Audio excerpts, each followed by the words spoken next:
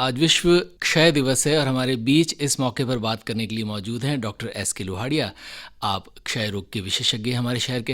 Doctor Lohadia, आपका स्वागत करते हैं। नमस्कार सर। डॉक्टर लोहाड़िया, क्षय रोग दरअसल बहुत सारे देशों से में नहीं के बराबर है या कम है। ये अलग बात है कि HIV के बाद से कुछ देशों में, विकसित देशों में भी इसके कुछ मामले देखे गए, लेकिन हमारे देश में क्षय रोगी जो हैं काफ़ी संख्या में है और यूँ देखा जाए तो उनकी संख्या बढ़ती भी जा रही। क्या कारण है? एक्चुअली इसमें क्षय रोग होने के कारण हमारे देश में ये हैं कि एक तो अभी भी हम लोगों के यहाँ गरीबी की रेखा के नीचे रहने वाले लोग बहुत अधिक हैं, पॉपुलेशन ज़्यादा है और कई जगह पे घरों पे या कहीं हम बाज़ार में जाएं, ऑफिस में जाएं तो एक ओवर क्राउडिंग का माहौल रहता है। क्योंकि टीबी में क्या है, चूंकि ये एक संक्रामक रोग है और हवा के माध्यम से फैलता है, तो जहाँ भी भीड़ भाड़ ज़्यादा होती है या जहाँ पे वेंटिलेशन कम होता है उस जगह पे जाने पे ये रोग ज़्यादा होता है। तो पॉपुलेशन और भीड़ भाड़ एक कारण है। फिर दूसरा, जो गरीबी की रेखा के नीचे जो लोग रह रहे हैं उनकी, चूँकि उनका न्यूट्रिशन उतना अच्छा नहीं होता है तो उनकी शारीरिक क्षमता भी कमज़ोर रहती है। और टीबी में ऐसा देखा गया है कि अगर टीबी के कीटाणु आपके शरीर में प्रवेश कर गए हैं तो भी अगर आपकी शारीरिक क्षमता अच्छी है तो टीबी का रोग उत्पन्न नहीं होता है। इसलिए जिन लोगों की शारीरिक क्षमता कम है उन लोगों में ये रोग, कीटाणु शरीर में प्रवेश करने के बाद रोग हो जाता है। इसके अलावा एक कारण जो अभी और हमारे देश में आ रहा है, जो लोग संपन्न हैं उनमें भी टीबी अधिक हो रही है। उसका कारण ये है कि इस वक्त डायबिटीज़ के मामले पूरी दुनिया में भारत में सबसे ज़्यादा है और डायबिटीज़ जिनके भी होती है उनके टीबी होने की संभावना करीबन 3 से 4 गुना बढ़ जाती है। तो इन सब कारणों की वजह से हम और देशों के मुकाबले टीबी का रोग हमारे यहाँ ज़्यादा पाया जा रहा है। डॉक्टर लोहाड़िया, हमारे यहाँ पर बच्चों को अब BCG का टीका लगाया जाता है। बताएं कि ये टीका लगाने के बाद भी लोगों को टीबी क्यों होती है? देखिए, अभी जो BCG का टीका है वो हमारे को जो गंभीर टीबी है उससे तो पूरी तरह रोकता है, लेकिन टीबी होने से इसका जो प्रोटेक्शन वैल्यू है वो करीबन 30 से 40% है। यानी BCG का टीका लगने के बाद भी करीबन 50 से 60% लोग ऐसे हैं जिनमें टीबी हो सकती है। अभी बहुत से टीकों पे काम चल रहा है टीबी के लिए, लेकिन कोई अभी ऐसा माकूल टीका नहीं आया है कि जिसको हम ये कह दें कि भाई ये लगाने के बाद में 90 या 100% लोगों में टीबी नहीं होगी। इसलिए BCG का ये फ़ायदा ज़रूर हुआ है कि बच्चों में जो पहले गंभीर टीबी या दिमाग की टीबी हो जाती थी वो मामले अब निश्चित तौर पर कम हुए हैं, परंतु टीबी अभी भी BCG लगाने के बावजूद भी हो सकती है। डॉक्टर लोहाड़िया, टीबी के आपने कुछ प्रकार बताए और चूंकि हमारे महान अभिनेता अमिताभ बच्चन वे भी ये स्वीकार कर चुके हैं कि उन्हें रीढ़ की हड्डी की टीबी हुई थी। बताएं कि हमारे यहाँ पर ज़्यादातर लोग ये मानते हैं कि टीबी का मतलब ये होगा फेफड़ों की टीबी। बताएं कि क्या ये दूसरे अंगों में भी होती है और उसका कैसे पता चलता है? देखिए, बिल्कुल सही बात है। मूलतया तो फेफड़ों में होती है। यदि हम ये माने कि जैसे 100 केस हैं टीबी के तो उनमें से करीबन 70 से 75 लोगों में तो फेफड़े में पाई जाएगी, परंतु 25 से 30% लोगों में ये फेफड़े के अलावा अन्य शरीर के हिस्सों में भी हो सकती है। फेफड़े के बाद दूसरा स्थान आता है हमारी छाती में पानी बनने का। तीसरा स्थान आता है हमारे गले में या बगल में गांठें बन जाती है। उसके बाद ये टीबी हमारे दिमाग में, हड्डी में, रीढ़ की हड्डी में, जॉइंट्स में, पेट में और यहाँ तक कि जेनाइटल ऑर्गन्स में भी होती है। लगभग ये देखा गया है कि औरतों में यदि बच्चे नहीं हो रहे हैं तो उनमें 30% में ये कॉज निकलता है कि उनमें गर्भाशय या उसके आसपास की टीबी भी हो सकती है। तो यानी टीबी के 2 प्रकार हैं, एक पल्मोनरी टीबी जिसमें फेफड़े की टीबी होती है और एक एक्स्ट्रा पल्मोनरी टीबी जिसमें फेफड़े के बाहर की टीबी होती है। HIV पॉजिटिव लोगों में ये देखा गया है कि फेफड़े के बाहर की टीबी लगभग 40 से 50% लोगों में हो सकती है, यानी फेफड़े के बाहर की टीबी HIV पॉजिटिव्स में ज़्यादा पाई जाती है। डॉक्टर लुहाड़िया, ये टीबी जिसका आप जिक्र कर रहे हैं, बहुत बार फिल्मों में दिखाया गया है। यूँ आमतौर पर एक व्यक्ति के मन में कल्पना होती है किसी को खांसी आ रही है या बहुत ज़्यादा खांसी आ रही है, या हो सकता है थूक निकल रहा हो या बलगम आ रहा हो, तो हो सकता है उसे टीबी हो, और या रात में बुखार आ रहा हो। ये सिम्टम तो आम व्यक्ति को शायद पता है, लेकिन आप बताएं कि बहुत सारे आपने जो टीबी के प्रकार बताएं, ये दूसरे प्रकार की टीबी, ये व्यक्ति कैसे पता करे कि उसे ये टीबी है या हो सकती है? आपने बहुत ये सही बात की है, क्योंकि आमतौर के लक्षण तो लोगों को पता है, लेकिन कई बार टीबी इस तरह प्रेजेंट करती है कि लंबे समय से हल्का बुखार है, थकान हो जाती है शाम को, भूख नहीं लग रही है, या धीरे धीरे शरीर का वजन कम हो रहा है, यहाँ तक कि बच्चों में सब कुछ ठीक है लेकिन उनकी ग्रोथ नहीं हो रही है या वजन नहीं बढ़ रहा है, उसमें भी निकलती है। और फेफड़े के बाहर की टीबी में जो लक्षण हैं वो जो शरीर का हिस्सा जो इन्वॉल्व है उसके सिम्टम्स ज़्यादा आते हैं। जैसे अगर रीढ़ की हड्डी की टीबी है तो उनके पीठ में दर्द रहेगा, पेट की टीबी है तो उनके पेट में हल्का दर्द रहेगा, या कभी दस्त हो जाएंगे, कभी कब्जी हो जाएगी, या गैस ज़्यादा बनेगी। बच्चेदानी में या किडनी में टीबी है तो यूरिन की प्रॉब्लम हो सकती है, जो है जैसे लेडीज़ में स्टरलाइजेशन है, स्टरलिटी, जिसमें कि बच्चे नहीं लगते हैं, वो प्रॉब्लम हो सकती है। दिमाग की टीबी है तो उसमें सर दर्द रह सकता है, कभी कभी उल्टियाँ हो सकती है, यहाँ तक कि कभी कभी आँख की अगर हमारी रोशनी में भी कमी आ रही है और बार बार आँखें लाल हो रही है तो उसमें भी टीबी निकल जाती है। तो इस प्रकार ये कुछ ऐसी चीज़ें हैं कि जो हमें एटिपिकल, जिनको हम कह सकते हैं केसेस या मैनिफेस्टेशन, परंतु उसमें भी हमें ये ध्यान रखना पड़ता है कि टीबी इसका एक कारण हो सकता है। डॉक्टर लुहाड़िया, आमतौर पर ये माना जाता है कि टीबी की जांच करानी, यानी आपको अपने बलगम की जांच करवानी है। बताएं कि इन सब दूसरे प्रकार की टीबी में व्यक्ति कौन सी जांच करवाएगा? देखिए, अभी टीबी के डायग्नोसिस के लिए हमारे पास में दो तरह की चीज़ें हैं। एक तो ये वो जांचें हैं कि जिसमें हम टीबी के कीटाणु डिटेक्ट कर सकते हैं। फेफड़े की टीबी है तो बलगम सबसे अच्छा और इजी हमारे पास सैंपल है कि वो हम मरीज को कह दें और वो ले आए। लेकिन अगर बलगम नहीं आ रहा है तो, या फेफड़े से अलावा टीबी है, तो उसमें बलगम की जांच हमें हेल्प नहीं करती है। ऐसी स्थिति में हम क्या करते हैं कि जैसे कहीं गांठ बन रही है, मान लो गले में गांठ बन रही है, तो हम उसकी सुई से बायोप्सी करके FNAC से मटेरियल ले सकते हैं। अगर हमारे बच्चे जैसे लेडीज़ में नहीं हो रहे हैं तो हम बच्चेदानी से बायोप्सी ले सकते हैं।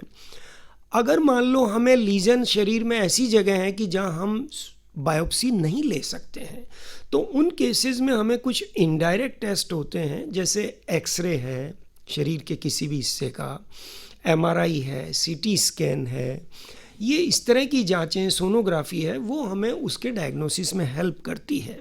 यहाँ पे मैं एक ये विशेष बात बताना चाहूँगा कि कुछ खून की जांचें हैं जिसे हम प्रायोरिटी देते हैं, लेकिन खून की जांच प्राइमरी इन्वेस्टिगेशन नहीं है। लोग कई बार खून की जांच होती है टीबी एंटीजन या इग्रा करके जिसे बोलते हैं, और वो पॉजिटिव आ जाती है तो घबरा जाते हैं। खून की जांच या एक टीके स्किन के टेस्ट की जांच होती है, MT टेस्ट जिसको बोलते हैं, वो अगर पॉजिटिव है तो टीबी की संभावना ज़रूर है शरीर में, लेकिन वो कंफर्म नहीं करती है। इसलिए हमें अगर इग्रा पॉजिटिव है और MT पॉजिटिव है तो घबराना नहीं चाहिए, हमें चिकित्सक से बात करनी चाहिए। यदि और कोई सिम्टम्स या और कोई इन्वेस्टिगेशन सजेस्ट कर रहे हैं टीबी का, तो ही हम इनमें इन्वेस्टिगेशंस को इम्पोर्टेंस देते हैं, अदरवाइज इससे घबराना नहीं चाहिए। डॉक्टर लुहाड़िया, टीबी अगर किसी व्यक्ति को पता चलता है तो एक घबराहट और होती है कि उसमें बहुत लंबी चौड़ी दवाइयाँ चलेंगी 6 महीने 9 महीने तक, और इसमें अगर चूक हो गई तो हमें उस ड्रग के प्रति हमारे अंदर एक रेजिस्टेंस आ जाएगी, इस वजह से शायद हम बाद में ड्रग रेजिस्टेंट हो जाएं। ये घबराहट भी बहुत सारे लोगों में होती है। ये बात कितनी सच है? देखिए, ये बात तो सत्य है कि टीबी का इलाज अभी भी लंबा है, पहले 1.5 से 2 साल का हुआ करता था, अब जो ड्रग्स हमारे पास अवेलेबल है उनसे ये मिनिमम 6 महीने तक का तो आ गया है। कुछ ट्रायल्स चल रही है जिनमें इसको 4 महीने तक भी लाया जा सकता है, लेकिन अभी उसके रिजल्ट्स बहुत ज़्यादा फेवरेबल नहीं है। तो हम ये मानते हैं कि मिनिमम ट्रीटमेंट 6 महीने का है। अब सवाल सिर्फ ये है, डरने का नहीं है, क्योंकि दवाइयाँ बहुत अच्छी उपलब्ध है, उनके साइड इफ़ेक्ट्स भी बहुत कम हैं। सिर्फ ज़रूरत इस बात की है कि हम पूर्ण मात्रा में दवा को रेगुलर लेते रहें। और सबसे अच्छी बात यह है कि यदि हमें टीबी पहली बार हुई है और हमारे बैक्टीरिया रेजिस्टेंट नहीं है, तो हमारे 90 to 95% चांस ये है कि हम टीबी से मुक्त हो सकते हैं। बस सिर्फ हमें ध्यान ये रखना है कि डॉक्टर ने जितनी डोजेस बताई है उतनी लें और रेगुलरिटी रखें। इरेगुलरिटी रखने के बाद आपकी बात से मैं बिल्कुल सहमत हूँ कि ड्रग रेजिस्टेंट क्रिएट हो जाता है। देखिए, टीबी में अगर एक बार ड्रग रेजिस्टेंस हो गया तो फिर उसके बाद इलाज बहुत जटिल हो जाता है। जो दवा 6 महीने की है वो साल या 2 साल की हो जाती है, और जिस दवा की कॉस्ट 1500 या 2000 रुपये महीने अधिक से अधिक, वैसे तो ये सारी दवाइयाँ मुफ्त में उपलब्ध है गवर्नमेंट की तरफ से, बट अगर हम खरीदते हैं तो भी 1500 से 2000 रुपये महीने की दवा है। वो दवा रेजिस्टेंट केसेस में 10 से 12,000 रुपये महीने की हो जाती है। तो हमें डरना नहीं है, सिर्फ ये ध्यान रखना है कि टीबी होते ही इलाज करा लें, जो दवा डॉक्टर लिखें उसको रेगुलर ले लें। अगर 5-10% में कोई साइड इफ़ेक्ट है वो तो सारे मैनेजेबल है, कोई ऐसा सीरियस साइड इफ़ेक्ट नहीं है कि जो हमारी लाइफ को अफेक्ट करता हो। तो जैसे ही साइड इफ़ेक्ट हो हम डॉक्टरों को मिल लें, साइड इफ़ेक्ट का उपाय हो जाएगा, या जिस दवा से साइड इफ़ेक्ट बहुत ज़्यादा है उसकी जगह हम ऑल्टरनेटिव दवा दे देंगे। तो ये हमें घबराना नहीं है, सिर्फ इलाज को ढंग से लेना है। डॉक्टर लोहाड़िया, टीबी पेशेंट या वो मरीज जैसे टीबी हो गई, उसको लेकर पुराने ज़माने में तो सैनिटोरियम में भेजा जाता था, शायद चिकित्सालय भी अलग होते थे शहर से बाहर, कि यानी ये फैले नहीं। तो ऐसे में स्वाभाविक है कि घर में किसी व्यक्ति को टीबी हुई, उस आदमी को, व्यक्ति को घर में इज्जत नहीं मिलती है, उसे बाहर करना लोग उचित समझते हैं। पता ये बात कितनी सही है कि घर में किसी व्यक्ति को अगर टीबी हो गई है तो वो दूसरे व्यक्ति में ट्रांसफ़र करेगा ही करेगा? देखिए, ऐसा तो नहीं है कि करेगा ही करेगा, लेकिन संभावना टीबी की फैलने की बढ़ जाती है अगर पर्टिकुलरली अगर रोगी के बलगम में टीबी के कीटाणु आ रहे हैं, यानी हम जिसे बोलते हैं स्पूटम पॉजिटिव पेशेंट। तो इसमें डरना नहीं है, कुछ सावधानियां रखनी हैं। एक तो यह है कि हम जिस कमरे में रोगी को रखें वो हवादार होना चाहिए, उसका वेंटिलेशन बहुत अच्छा हो। दूसरा, रोगी अगर मास्क पहन लेता है तो इसकी फैलने की रिस्क बहुत कम हो जाती है। तो रोगी जब तक उसके बलगम में कीटाणु आ रहे हैं, यानी वो स्पूटम पॉजिटिव है, तब तक मास्क पहने। मास्क कोई सा भी पहने वो सारा प्रोटेक्ट करता है। ऐसा नहीं है कि N95 मास्क पहनना है या सर्जिकल मास्क पहनना है। इवन कपड़े का मास्क, इवन आप रुमाल भी मुंह के आगे लगाते हैं तो वो भी स्प्रेड को रोकता है। मास्क को आप हर 3-4 घंटे में बदल लें, धो के सुखा लें, वही मास्क फिर पहना जा सकता है। तो एक तो ये हो गया कि मास्क पहनने से हम टीबी को काफ़ी फैलने से रोक सकते हैं। और जब तक बलगम आ रहा है तो हम क्या करें कि रोगी को ये बताएं कि एक वो ढक्कनदार एक डिब्बिया अपने पास रखे, जब भी उसके खांसी आए और बलगम निकले तो उस डिबिया में वो बलगम को थूक दे, और उस बलगम में हम कुछ फिनाइल डाल दें, क्योंकि ये देखा गया है कि अगर बलगम को हम 2 घंटे तक फिनाइल या ब्लीचिंग पाउडर के साथ में रख देते हैं तो उसके सारे कीटाणु खत्म हो जाते हैं और उस बलगम को हम फिर नॉर्मल ड्रेनेज में भी फेंक सकते हैं। एज इट इज़ अगर हम उस बलगम को खुले में फेंकते हैं तो उससे टीबी का संक्रमण फैलने की संभावना रहती है। जो बात आपने बहुत अहम बात पूछी थी कि पहले सैनिटोरिया में भर्ती करते थे, वो उस ज़माने की बातें हैं जब हमारे पास में दवाइयाँ उपलब्ध नहीं थी। आज जो दवाइयाँ उपलब्ध है वो इतनी बढ़िया हैं कि अगर वो टाइमली शुरू हो जाएं तो 2 सप्ताह के अंदर मरीज़ नॉन इन्फेक्शियस हो जाता है। यानी 2 सप्ताह दवाई चलने के बाद उसकी दूसरों को कीटाणु फैलाने की क्षमता करीब करीब ख़त्म हो जाती है।